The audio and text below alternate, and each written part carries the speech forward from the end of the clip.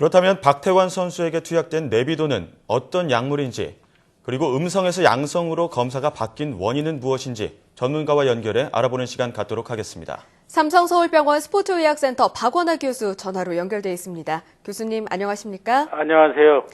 네, 박태환 선수의 도핑 양성 반응으로 인해 많은 분들이 놀란 상황인데요. 이 스포츠 선수들의 경기 실력만큼 중요한 도핑 검사 이제 앞서서 수시로 진행된다라고 보도가 나왔는데 어떤 방식으로 진행되는지 먼저 알려주시죠. 실제로 이제 선수들의 도핑 검사는 크게 두 가지입니다. 경기 대회 기간 중에 하는 검사하고요. 네. 경기 기간 외의 검사가 있습니다. 경기 기간 외의 검사는 선수들 중에 경기력이 우수한 선수들을 연중 대회 기간이 아닌 기간에 수시로 하는 검사입니다. 네, 그래서 그렇군요. 이번에 문제가 됐던 것도 박태환 선수가 그 국제수영연맹의 그 검사 대상자로 등록이 돼 있기 때문에 연중 수시로 국제수영연맹에서 와서 도핑 검사를 하게 되는 과정 중에 한 번이었던 겁니다. 네. 그 우수한 선수에게만 진행되는 기간 외의 검사에서 이 박태환 선수가 양성 반응으로 나타났다고 말씀을 해주셨는데요. 네. 이번에 박태환 선수가 한 도핑 검사에서 이 네비도라는 약물이 검출됐다고 합니다. 네. 어떤 약물입니까? 네비도는 쉽게 생각하시면 예. 남성 호르몬이 부족한 사람들에게 인공적으로 주입하는 남성 호르몬 제제입니다.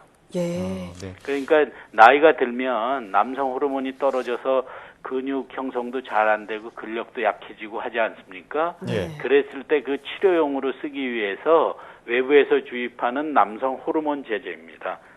그러니까 결국은 이게 정상적인 선수한테 들어갔을 때는 근육 발달을 도와줘서 경기력을 좋게 하는 효과가 있기 때문에 경기 기간은 물론이고 경기 기간 외에도 상시 금지되는 약물입니다. 네, 이 네비도에 있는 테스토스테론 성분 때문에 문제가 네, 맞습니다. 된 것이지요. 이게 이제 평소에 바디빌더들이나 근육 생성을 하는 남성들이 많이 찾는 그런 약물로 맞습니다. 알려져 있는데 그런데 궁금한 건요. 지난 9월 인천 아시안 게임에서는 3번이나 검사했을 때 모두 음성으로 나왔다고 하는데 이렇게 양성 반응 판정을 받게 된 원인 뭐라고 보십니까? 실제로 정확히 박태환 선수가 맞은 날짜가 보도되지는 않았는데요. 대략 9월 1일 날 검사에서 양성으로 판정이 났는데 7월 중에 맞은 거로 추측이 되거든요. 예.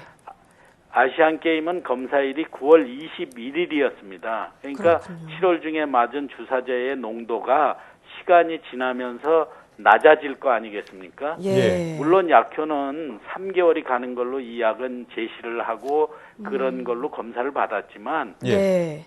주사를 맞은 시간서부터 시간이 지나면서 서서히 농도가 떨어질 텐데 그 농도 떨어지는 게 9월 1일에는 부적합한 수준에 있었고 양성 반응이 나올 정도의 농도가 9월 1일엔 있었던 것이고요. 네. 그러면서 20일이 지나는 동안 더 희석이 되니까 그렇죠. 아시안 게임 중에는 농도가 문제가 되는 농도보다 낮아져서 문제가 안 됐던 걸로 추측됩니다. 네, 보통 이 약물 효과가 이제 2, 3개월 정도 가는데 주사를 맞은 건 7월이고 그리고 이 양성 반응이 나온 건 9월 1일이고 또 수영 그 출전했던 9월 21일 날 이제 검사를 했을 때는 음성이 나온 것이죠. 네. 그러니까 9월 1일의 농도는 의미 있는 농도가 나온 거고요. 그 20일 동안 더 희석이 돼서 아시안 게임 때는 의미 없게 농도가 나왔을 것 같아요. 네.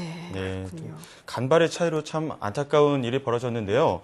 이 도핑 검사 기간, 이 도핑 검사에 대한 피해 사례가 심심치 않게 들리고 있습니다. 이 중국의 수영 선수 순양의 경우에도 심장계통 약물을 사용했다는 점을 감안해서 3개월 출전 정지 처분을 받았는데요.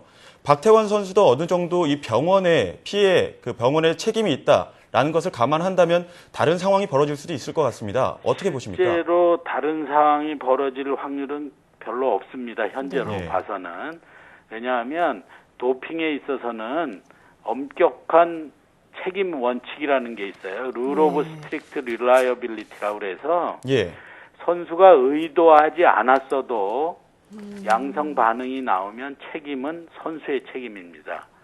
단지 경감을 받을 수 있는 거는 선수가 전혀 의도하지 않았던 거를 객관적으로 입증을 하면 그거가 될 수 있는데 네. 내가 모르고 맞았다는 사유 가지고는 그거에 해당되기가 쉽지 않아 보입니다. 네. 순양 선수 같은 경우는 자국에서 검사하고 자국에서 제재를 하면서 실제 질병이 있었다고 자국에서 판단을 해서 상당히 경징계가 됐고요. 네. 사실은 그래서 매스컴에서 약간의 논란이 있었던 것도 경징계의 정도가 좀 강하다. 네. 너무 3개월이라는 징계는 너무 약하다. 그래서 사실은 문제가 됐던 케이스입니다. 네.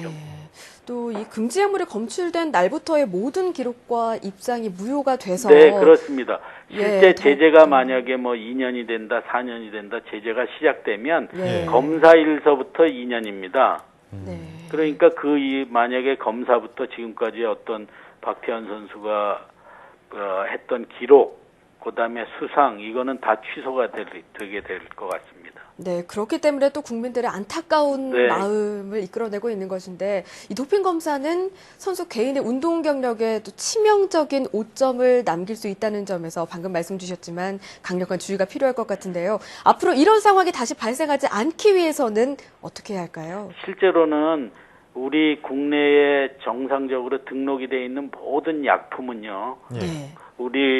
우리나라 카다 한국반도핑위원회 사이트에 들어가면 네. 약물 검색을 할 수 있습니다. 예. 그래서 제품명이든 또는 약의 성분명이든 치면 그 약물이 금지 약물에 해당하는지 금지 약물에 해당하는지 않는지를 쉽게 알 수 있습니다. 네. 그래서 치료를 하는 의사도 물론이고 선수 본인들도 약을 먹거나 주사제를 맞거나 할 적에는 반드시 한번은 체크를 하는 주의가 꼭 필요합니다.